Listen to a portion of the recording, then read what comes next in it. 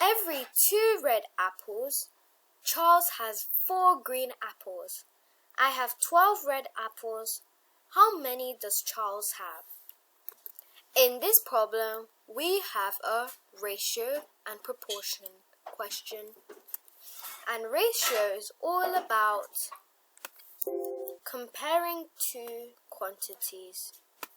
And that's what we are going to do in this one. So it is saying 2 red apples, 4 green apples. I know that. Can you spot anything between these two numbers? I'll give you a pause to think. The thing is, 4 divided by 2 is 2. And that's what this number, 2 red apples, is related to 4 green apples.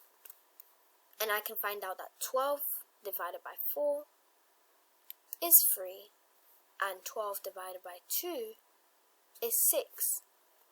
So first we have to see how many 2 red apples can go into 12 red apples.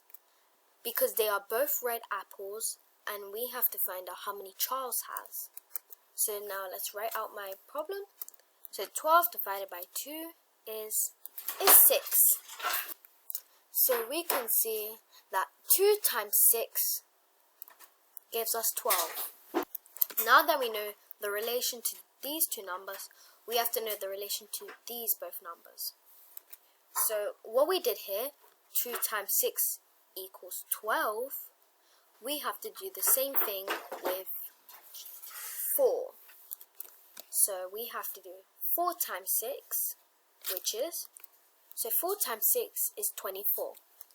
Now we can add, for every 2 red apples, Charles has green apples. If I have 12 red apples, how many does Charles have?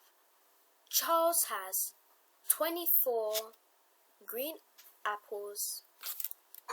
So the ratio between them two, 12:24.